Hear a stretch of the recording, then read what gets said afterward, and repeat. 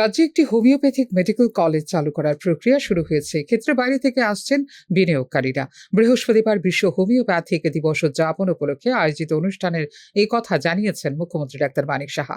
ত্রিপুরায় হোমিওপ্যাথির প্রচার প্রসার প্রয়োজন বলেও জানিয়েছেন মুখ্যমন্ত্রী। আমরা চেষ্টা করছি এখানে হোমিওপ্যাথিক একটা মেডিকেল কলেজ করা যায় কিনা। আমি নিজেও এখানে স্টেট হসপিটালে গিয়েছিলাম। বাইরের থেকেও এখন কয়েকজন ইনভেস্টার্সও এসছেন, ওনাদেরকেও আমরা বলছি যে এখানে যাতে একটা হোমিওপ্যাথিক কলেজ এখানে করা যায়। কলেজ যখন হবে তাহলে এই ধরনের যে থিম আজকে বলা হয়েছে তাতে কিন্তু অনেক সুবিধাও হবে, আমি আশা করি। আমরা জানি হোমিওপ্যাথি ভারতবর্ষের মধ্যে যদি প্রথম শুরু হয়, এপি সেন্টার হচ্ছে ওয়েস্ট বেঙ্গল।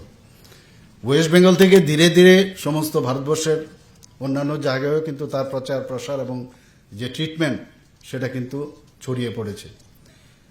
আমরা নিজেরাও হোমিওপ্যাথিকের যারা বড় বড় ডাক্তার কলকাতায়, আমরা সেখানে যেতাম বা অন্যকেও পাঠাতাম, এবং এমন সব লিজেন্ড ব্যক্তি ছিল, তাদের সাথে তাদের অ্যাপয়েন্টমেন্ট নিতেও দেখা গেছে প্রায় 15 দিন 20 দিন লাগতো। আমাদের ত্রিপুরাতে আমার মনে হয় কিছুটা খামতি আছে, এটা বলার অপেক্ষা রাখে না। কারণ আমাদের যে ট্রিটমেন্ট প্রসিডিউর সেটা কিন্তু প্রচার প্রসার খুব প্রয়োজন। বর্তমানে 173 জন হোমিও মেডিকেল অফিসার রয়েছেন রাজ্য স্বাস্থ্য পরিষেবায়। আগামী দিনে আরও হোমিওপ্যাথি চিকিৎসক নিয়োগ হবে বলে জানিয়েছেন মুখ্যমন্ত্রী। আমাকে যেটা বলা হলো, প্রায় হোমিওপ্যাথিক মেডিকেল অফিসার ত্রিপুরাতে প্রায় 173 এখন পর্যন্ত আছে, বিভিন্ন হসপিটালে এখানে আছে।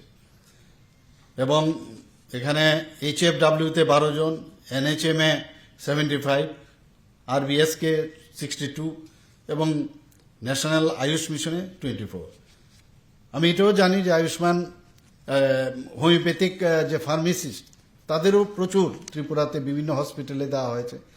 আমরা আশা করছি যে আগামী দিনে আরও হোমিওপ্যাথিক ডক্টর যারা আছেন বা যারা পাশ করে আসেন তাদেরকেও নিয়োগ করার আমরা চেষ্টা করছি।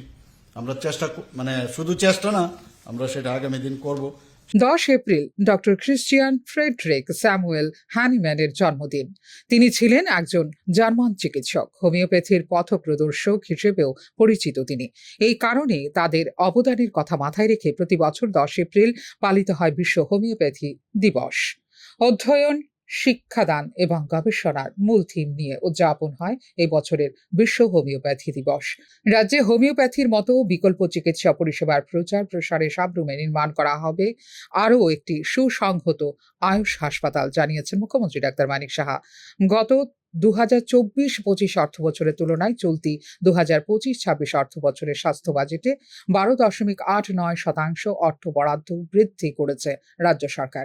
এই ক্ষেত্রে হোমিওপ্যাথি চিকিৎসায় গবেষণা করার জন্য সংশ্লিষ্ট চিকিৎসকদের প্রতি আহ্বান জানিয়েছেন মুখ্যমন্ত্রী ডাক্তার মানিক সাহা।